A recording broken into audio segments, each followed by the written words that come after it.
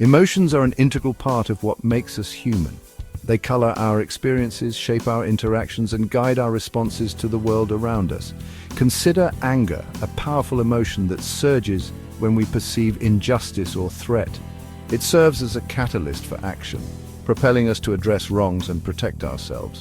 Fear, on the other hand, arises in the face of danger, real or perceived. It serves as a crucial alarm system, triggering our instinct for self-preservation. Joy, the exhilarating feeling of happiness and delight, arises from experiences of pleasure, connection, and achievement. It fuels our desire to engage with life, fostering creativity, playfulness, and a sense of well-being. Then there's love, a complex emotion that encompasses a range of feelings from affection and care to deep attachment and intimacy. Love motivates us to connect with others, build relationships, and create a sense of belonging. Understanding the functions of our emotions is the first step toward harnessing their power. Each emotion, from the subtlest hint of contentment to the most intense surge of rage, plays a vital role in our lives. They provide valuable information about ourselves and the world around us, guiding our thoughts, behaviors, and interactions. Emotions, while essential to our existence, can become overwhelming. When emotions are in overdrive, they can hijack our thoughts, behaviors, and relationships, leading to a sense of being overwhelmed and out of control. Imagine a pressure cooker with the valve tightly shut. As the pressure builds, it searches for an outlet. If left unchecked, the pressure will eventually reach a breaking point, resulting in a messy explosion. Similarly, when we bottle up our emotions or lack healthy coping mechanisms, they can manifest in unhealthy ways. We might lash out at loved ones, withdraw from social situations, or engage in self-destructive behaviors. Unbalanced emotions can also impact our physical health. Chronic stress, for instance, can weaken the immune system, making us more susceptible to illness. Recognizing the signs of emotional overwhelm is crucial for our overall well-being. To gain control of our emotions, it's helpful to understand the cycle in which they often operate. This cycle can be broken down into three key stages: trigger, emotion, and coping. Triggers are the events, people, or situations that spark an emotional response.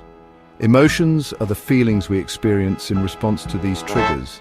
These can range from mild irritation to intense rage, from fleeting sadness to profound grief.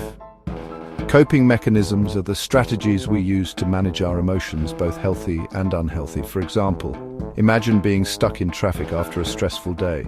The traffic jam is the trigger. It evokes feelings of frustration and impatience, which are the emotions. How you respond to those emotions, whether by taking deep breaths or honking your horn aggressively, reflects your coping mechanism. Internal triggers stem from our thoughts, beliefs, values, and memories. They are the whispers of our past experiences, shaping our perceptions and reactions in the present. These triggers can include negative self-talk, limiting beliefs, and unresolved emotional wounds. For instance, if you harbor a deep-seated fear of failure, a simple work deadline might trigger overwhelming anxiety. Similarly, if you experienced a painful breakup in the past, a seemingly insignificant reminder of that relationship might trigger a wave of sadness. Internal triggers are often more challenging to identify than external ones because they are rooted in our subconscious. However, by paying attention to our thoughts and feelings, we can begin to uncover the internal landscape that shapes our emotional responses. Section 5. External triggers, navigating the outside world. External triggers, on the other hand, originate in our external environment.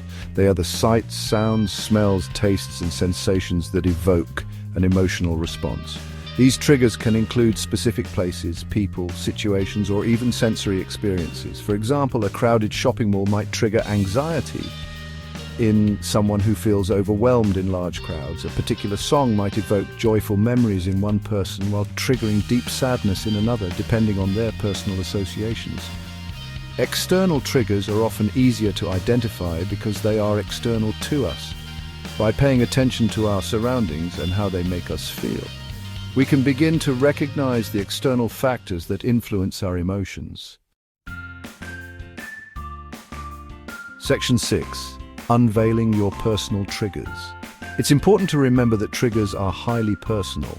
What evokes a strong emotional response in one person might barely register in another. Our unique life experiences, personalities, and sensitivities shape our individual trigger landscape. Recognizing our personal triggers is crucial for developing effective coping mechanisms. Think of it like an allergy. Just as someone with a peanut allergy needs to be mindful of their food choices, someone with a specific emotional trigger needs to be aware of the situations or stimuli that might evoke a strong reaction. By identifying our personal triggers, we empower ourselves to anticipate and manage our emotional responses more effectively.